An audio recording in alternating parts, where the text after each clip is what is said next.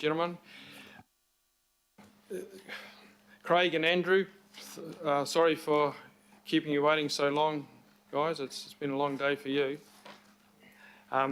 This is quite an important item, flood recovery program for the 3 water operations. So I'll hand it over to you, Craig, to introduce and to take us through the... Yeah, thank you very much, Mr. Chair. I think Andrew will just give a quick update on a couple of key issues that are occurring within water care at the moment. And I'll just give a quick update on stormwater, and then we can open the floor for questions. Kia ora. Thank you very much, Mr. Chair. 2 key issues to update you on. Last time we spoke, I mentioned the Huia water treatment plant operating at reduced capacity, and that's due to the sedimentation in the dams. That is slowly declining. So I think at the storm it was about 140 turbidity units. Last week it was down to 90. This week, at the moment, it's around 50 odd. We want it to be between 0 and 10. So we've got a ways to go. So that just means that the Huia water treatment plant is still not operating at its full capacity, and that reduces the safety margins for other parts of the water network. And the other major hotspot going on at the moment is at Muriwai. The water treatment plant there was red stickered. It is still red stickered. So the community that were provided with water there are getting water via water tankers. There's a number of properties that have recently had their stickers changed to a white sticker. So there's a bit of work to do to provide additional tankering to support those residents. But that is going to take quite some time to get a permanent solution in there because the entire treatment plant is still red stickered. And I guess on the stormwater side of things, our real focus now is as we slowly move into recovery mode, is really thinking what the recovery program will look like for healthy waters. And to be honest, we've got a unique opportunity to do some quite significant, I'd almost call it build back better in terms of the infrastructure and flood resilience. And so we'll be presenting that thinking back to the council in April. And I think it'll, because there's really a sense of urgency about need to move on properties where there might be insurance claims being resolved at the moment, and we need to think very carefully about at least giving you the opportunity of looking at where there are opportunities to do things differently and what that might look like, and that can then feed into the budget process for this next year's budget. Kia ora, happy to answer any questions. I think the paper's relatively straightforward and clear, I think, in terms of where we're sort of at overall. Yes, I think you're right there. So do we have any questions on the paper or any of the recommendations? Councillor Filipaina. Thank you, Chair. Look, it's just to connect with this, what's happening here, with the role of, I think, a recovery manager. I don't see that connection there, but I'm assuming that you'll be working closely to whoever is in that position. 100% connected, Councillor Filipaina. I think it was actually there. I think it was covered off in the paper that we're working very closely as part of the recovery office. Thank you. Because the other party that we're going to need to work very closely with and is obviously with Kaingora. Like we know we suffered a lot of damage in Mangere, for example. And I think the good news there is that Kaingora have already agreed to retire some of their properties in that catchment because of the flood damage that was received there. So we've got the opportunity to leverage off that and do some really good planning in the Te Arata catchment. Yeah, thank you, Chair. Okay, Councillors Newman, Turner, Simpson and Sayers. Thank you, Craig and Andrew. Interesting what you've just said about Kaingora retiring their properties. Can I ask the process, how much information has been sought from you by the reporting officers to inform on the stormwater events and the impact of those events? and how that updates your knowledge so as to provide for expert evidence for the conferencing around Plan Change 78. So we are looking into all of the properties that have had white, yellow or red placards on them, cross-checking that with when they had, if any of them had recent building consents or subdivision consents, and diving into those that have had recent consents to understand why, what were the issues, how were the flood hazards recognised if flooding was the cause of the event. So that work is going on, and it is a case-by-case deep dive into each one of them. And if we can find evidence of failures in the planning rules, then that can be brought to bear in any future plan change process. What is the time frame for that? Because I'm not talking about the future plan change process, I'm talking about a notified plan change and your ability to advise an update for expert evidence for conferencing. Look, it is quite a lengthy process. I could probably, I can talk to an example I myself have been involved in. You need to sort of dig up some quite old files to find out what was the evidence before the commissioners at the time a subdivision was granted. And finding a direct evidence that is a smoking gun, if you like, that, oh yes, this is a direct link to a rule or provision in the plan that is not sufficient to protect the new developments from flood hazards.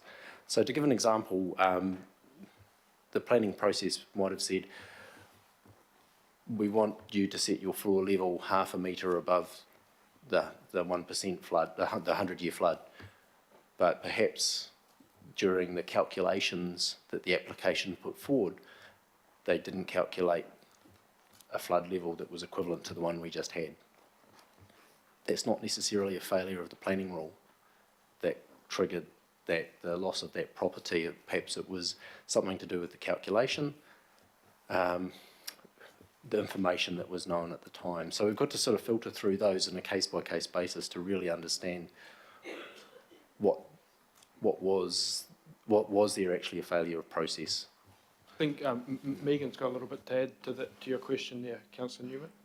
Through the Chair, thank you. Thanks, Councillor Newman. And look, agree with everything that Andrew said. Just want to give you an update on the Plan Change 78 process and the expert evidence that you're talking about. The last Planning, Environment and Parks Committee, you resolved to ask us to put the consideration of the natural hazards, including the flooding, to the end of the process. We did that, I can't remember if it was last week, I think. Anyway, we've done it since that committee. So in terms of time frame, we are working with Craig's team because they are the experts and they provide that expert assistance to us as planners in terms of the flooding. So for Plan Change 78, it will be at the moment probably late in the year, calendar year, but that's not certain yet. The panel has not set their dates. One of the reasons why we've done it is we know it's going to take time. So if when in working with the team, we find it's going to take longer, then for Plan Change 78, we'll have to advise the panel if any new separate plan change is required, then that will just need to take as long as it takes in order to get the evidence that we need. Thank you, Megan. True to that, if I may? Yes. So what progress can you report on the request that we were making to the relevant minister for a delay for report back? We have drafted the letter. I think it may have gone, but what I absolutely know is we've not had a response yet. I'm just not sure whether it's been sent to the minister. The minister and his office know that it's coming, but we certainly don't have a response. Okay, thank you, Megan, for helpful clarification. Councillors Turner, Simpson and Sayers to finish us off. Thank you. I'll be quick. Build back better. Better is is an objective measure. So I like the pictures of Freeman's Reserve and things. Freeland. Sorry, Freeland. Okay. The other thing was the debris in the West Auckland streams and stuff, like huge debris dams under the Falls Bridge in the middle of Henderson, covering half the main sewer line, etc. Are we going to get in there and clear it out? Do we have the manpower? When will we get started? We've been working on clearing debris from streams right from day one, Councillor Turner. So we are working our way methodically through all of the debris blocks and everything that we've got. Thank you. I haven't seen evidence of that. Have we got enough manpower to get through the work that's out there? Yeah, I'm happy we've got the contracting resource to do the work. If there are any specific things that we may have dropped the ball on, happy for you to talk to me directly. Kia ora. Okay. Councillor Simpson? Thanks, Chair. Look, providing water to all Aucklanders is vitally important, and I'm really pleased to see that the Huia water treatment plant is getting better, but it's still not to your 0 to 10. How long do you think that will be?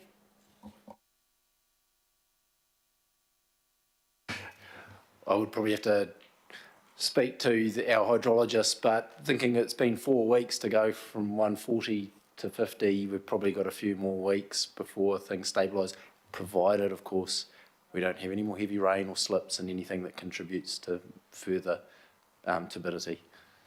And the second question is we've got no problem adding extra capacity to the water tankers for Muriwai, have we? There is constraints about how many you can move along the road because the road is still quite constrained. So look, there is definitely a pinch point, but the team is working very hard to resolve that. So for a lot of the residents that were recently white stickered, they have to go to get containers of water from the tanker. The water care team is working very hard to try and liven up the network there, but they have to inspect it to make sure that it's still functioning, make sure it's disinfected. So there's a bit of work to do to be able to get them to have water from their taps, and even then it won't be full flow, as much demand as you want. It'll be available in the house potentially, but at much reduced volumes. Sorry, so just so I understand, because I get asked about this on media, so I just want to get it right in my head. So because of the white stickers in Muriwai, you're not saying there's more capacity in the water tanker. You're saying you're actually more draw on the water treatment plant, which is already red stickered. So previously, and I'm not 100% certain on the exact numbers, but there were about 20 odd houses that were not stickered that were on the reticulated water supply. And so the tankering provision that Watercare had stood up was for the demand of 20 houses. Now, very recently, the geotechnical engineers reassessed the risk to a number of houses, and quite a number changed from being a red placard or a yellow placard to a white placard, so people could return home. And now we've got to stand up extra tankers to provide those other residents for that additional demand. Thank you. Councillor Sayers? Thank you, through you, Mr. Chair.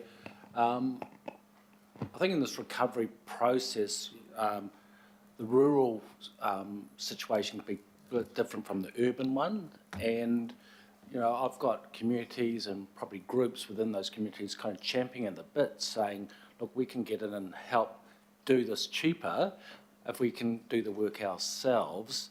And so I guess my question is kind of touching on that preferred supplier stuff and health and safety and resource consenting and stuff like that. So where we've got a situation where we've got groups coming to us and they're saying, look, we want to help with Auckland's recovery.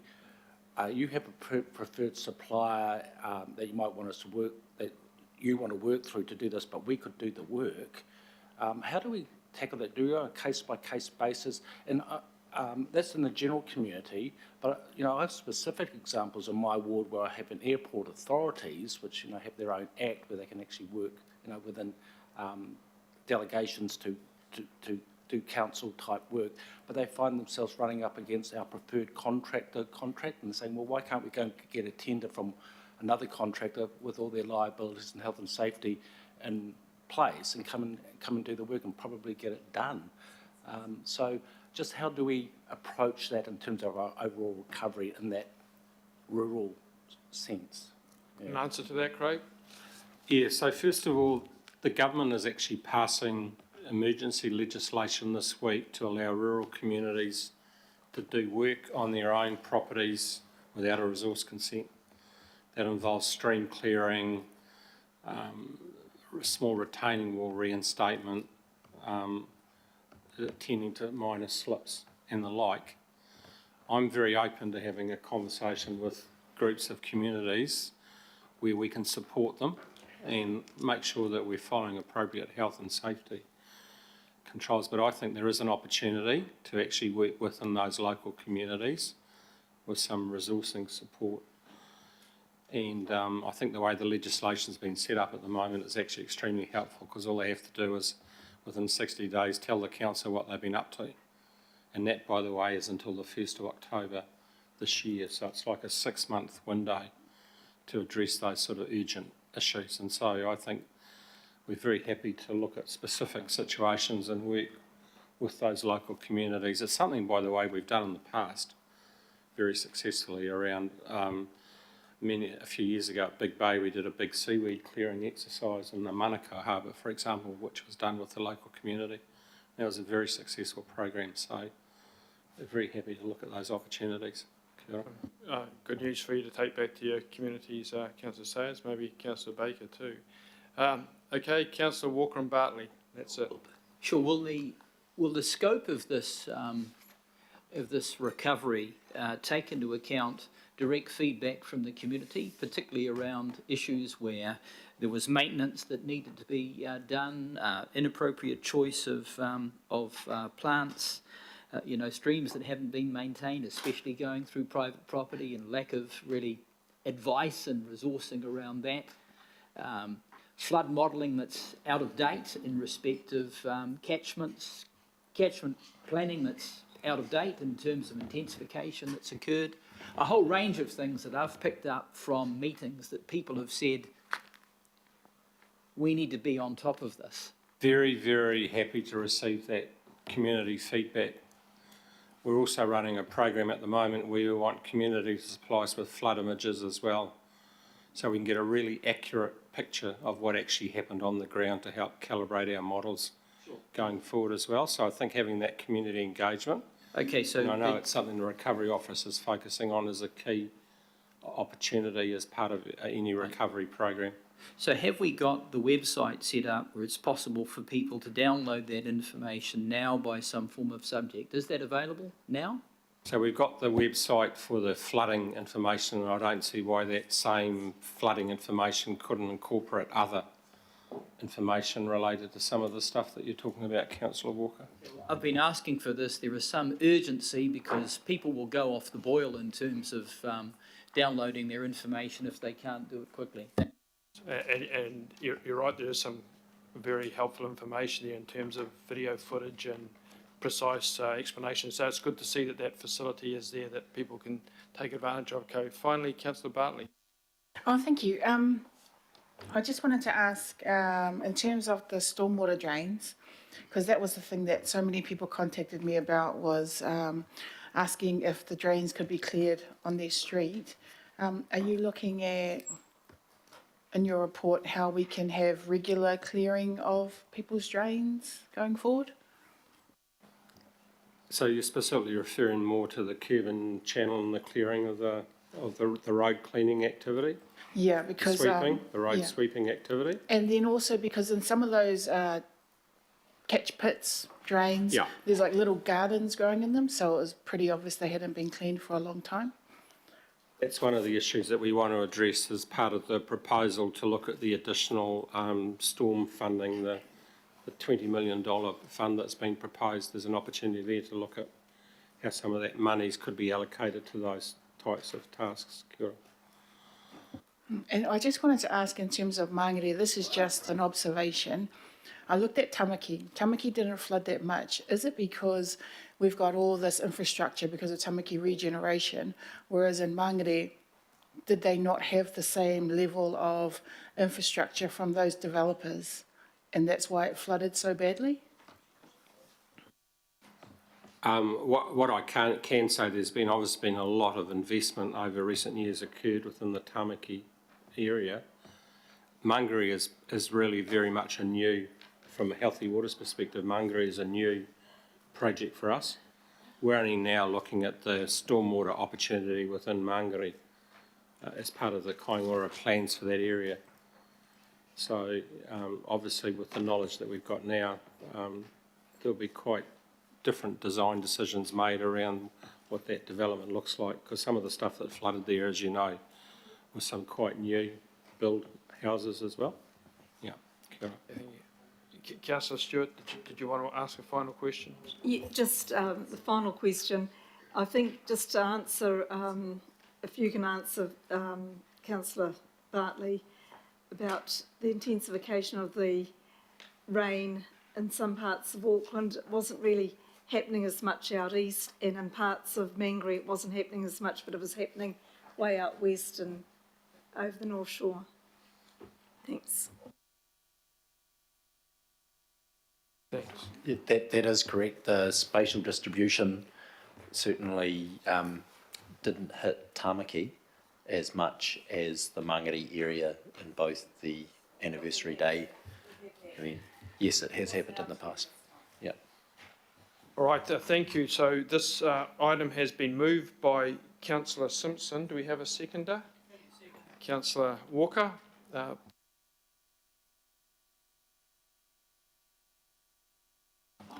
Against? Carried. Hopefully we've just got two procedural items here, folks, and then we just have a short address by Councillor Filipaina.